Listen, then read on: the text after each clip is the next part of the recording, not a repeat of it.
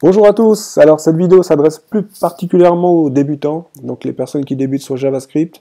Je tenais à faire cette vidéo pour différencier deux fonctions qui sont très ressemblantes, à savoir setTimeout et setIntervalle. Donc la première, timeout, donc exécute, par exemple si vous voulez afficher un texte au bout d'un certain temps, d'un temps donné, par exemple 10 secondes, 2 secondes, 3 secondes. Donc ce texte s'affichera au bout de 3 secondes. Cet intervalle exécutera donc ce texte, mais toutes les 3 secondes, tous les temps donnés, toutes les 5 secondes, toutes les 10 secondes. Donc voilà la différence entre les deux. Donc ce qu'on va faire, rien de mieux qu'un exemple pratique pour bien comprendre le système et la différence entre les deux. Donc là, j'agrandis. Donc j'ai déjà créé un bouton ici, et juste en bas, le champ div, donc là, avec l'identifiant test, c'est là où apparaîtra donc le texte pour setTimeout. Donc je ressors, voilà, et ici je retourne sur ma page HTML, donc on voit donc le bouton, clic, donc lorsque je cliquerai sur ce bouton là, donc le texte s'affichera en dessous pour setTimeout, et on procédera d'une manière différente pour cet intervalle.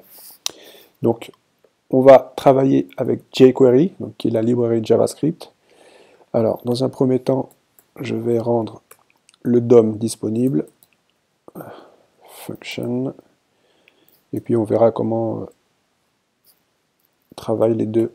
Alors, function, ok, très bien, donc là le DOM est disponible, donc on va cliquer sur le bouton, donc on va écrire le code, donc au clic sur le bouton,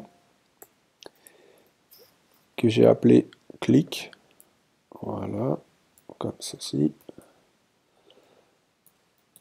alors on click, parfait, donc ça va déclencher une fonction,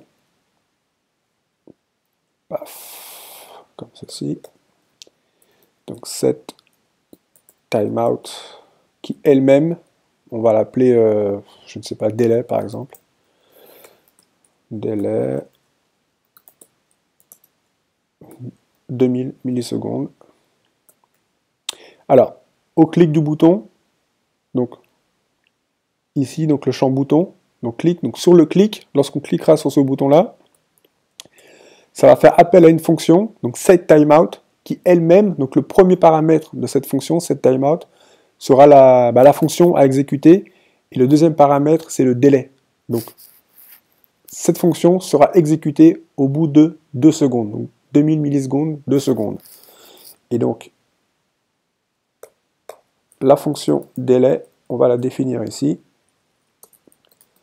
Délai, comme ceci. Et donc, ce sera,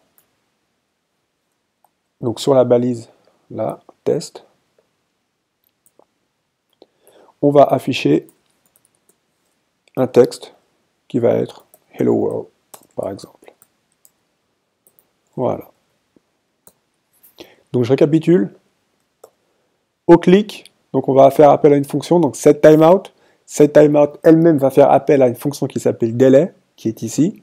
Et cette fonction delay va tout simplement afficher le texte dans la balise div au bout de 2 secondes. Donc je sauvegarde. Je contrôle voir si tout a l'air clean. Alors, donc on rafraîchit. Ici, donc j'ai mon bouton. Lorsque je clique dessus, normalement au bout de 2 secondes, le texte devrait s'afficher Hello World. Voilà. Donc Hello World au bout de 2 secondes. Je recommence, donc je réactualise. Au clic, 1, 2, voilà. Hello World apparaît.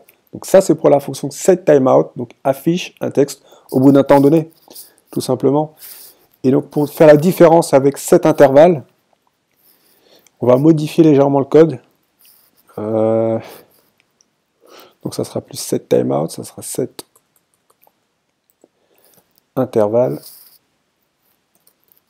Je crois que c'est comme ceci. Voilà, donc toujours la fonction de délai au bout de 2000 millisecondes. Mais cette fois-ci, alors, on ne va pas afficher un texte, on va faire apparaître un... Hello. C'est alerte, pardon. Donc on va faire apparaître un pop-up Hello World. Donc cet intervalle, donc ça va faire appel à la fonction de délai. Cette fonction de délai est toujours la même, sauf qu'on ne va pas afficher un texte. Oui, on va afficher un texte, mais d'une autre manière. avec un pop-up. Vous allez comprendre tout simplement. Donc j'actualise, je sors, OK. Et donc lorsque je cliquerai, normalement un pop-up apparaîtra toutes les 2 secondes. Donc je clique, voilà, Hello World. Lorsque je ferme, je ne fais rien, ça réapparaît. Je referme, ça réapparaît toutes les 2 secondes. 1, 2, 2. Voilà, toutes les 2 secondes. Donc cet intervalle exécute une fonction tous les temps donnés, toutes les 10 secondes, toutes les 20 secondes, et cette timeout exécute une fonction un temps défini précis, à savoir une fois, mais sur le temps choisi, 2 secondes, 3 secondes ou 4 secondes. Voilà pour la différence entre les deux. J'espère que cette vidéo est assez claire.